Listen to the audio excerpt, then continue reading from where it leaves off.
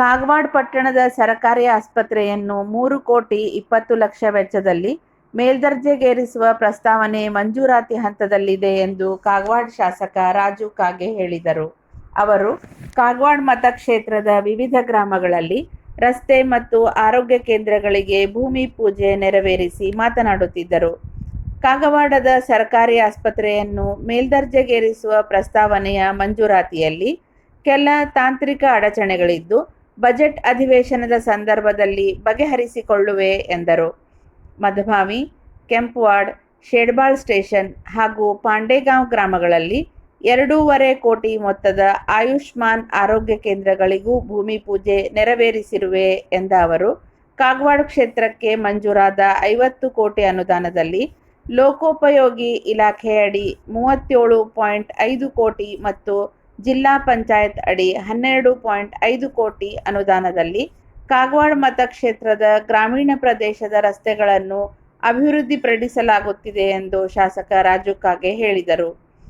ಶಾಸಕ ರಾಜು ಕಾಗೆ ಮದಭಾವಿ ಗ್ರಾಮದಲ್ಲಿ 5 ಕೋಟಿ ಮೊತ್ತದ ಚಿಕ್ಕಲ್ಕಿ ಕ್ರಾಸ್ ರಾಜ್ಯ ಹೆದ್ದಾರಿಯಿಂದ ಮದಭಾವಿ, ಅಥಣಿ, ಸಾವಳಗಿ ಗಡಿವರೆಗಿನ 5 ಕಿಲೋಮೀಟರ್ ರಸ್ತೆ ಸುಧಾರಣೆ ಕಾಮಗಾರಿಗೆ, 2 ಕೋಟಿ ಮೊತ್ತದ ಮದಭಾವಿ ಜಂಬಗಿ 2.5 ಕಿಲೋಮೀಟರ್ ರಸ್ತೆ ಸುಧಾರಣೆ, 2 ಕೋಟಿ ಮೊತ್ತದ ಹಣಮಾಪುರ ಕ್ರಾಸ್ನಲ್ಲಿ 2.5 ಕಿಲೋಮೀಟರ್ ರಸ್ತೆಗೆ, 2 ಕೋಟಿ ಮೊತ್ತದ ಕಲ್ಲೂತಿ ಕ್ರಾಸ್ನಲ್ಲಿ ರಸ್ತೆ ಕಾಮಗಾರಿಗೆ, ನಾಗನೂರ್ ಪಿಎ ಗ್ರಾಮದಲ್ಲಿ 4 ಕೋಟಿ ಮೊತ್ತದ ರಸ್ತೆ ಕಾಮಗಾರಿಗೆ ಭೂಮಿ ಪೂಜೆ ನೆರವೇರಿಸಿದರು.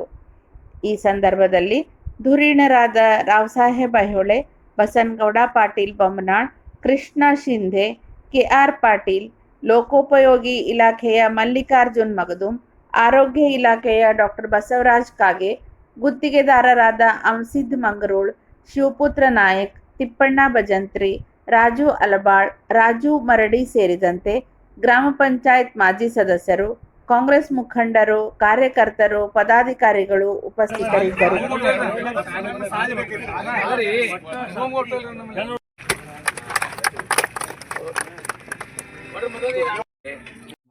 ಆಮೇಲೆ ಕಲೂತಿಯಿಂದ ತಂಬರ್ಗಿವರೆಗೆ, ಆಮೇಲೆ ನಾಗನೂರದಿಂದ ಆಜೂರ್ವರೆಗೆ ಇವೆಲ್ಲ ರಸ್ತೆಗಳನ್ನ ಪೂಜೆಯನ್ನು ಮಾಡಿ, ಇವತ್ತು 4 ಆರೋಗ್ಯ ಮತ್ತು ಸ್ವಾಸ್ಥ್ಯ ಕೇಂದ್ರಗಳ, ಒಂದೊಂದು ಆರೋಗ್ಯ ಕೇಂದ್ರಗಳಿಗೆ 65 ಲಕ್ಷ ಈಗಾಗಲೇ ಮಂಜೂರಾತಿ ಸಿಕ್ಕು ಒಂದೇ ಜಾಗದಾಗ ಕಾರ್ಯಕ್ರಮ ಮಾಡುವಂತ ಒಂದು ವಿಚಾರವನ್ನು ಮಾಡಿದಾಗ, ಇವತ್ತು ಇಲ್ಲಿ ಎಲ್ಲಾ ಭಾಗದ ಶೇಡ್ಬಾಳ್ ಸ್ಟೇಷನ್, ಆಮೇಲೆ ಮದಭಾವಿ,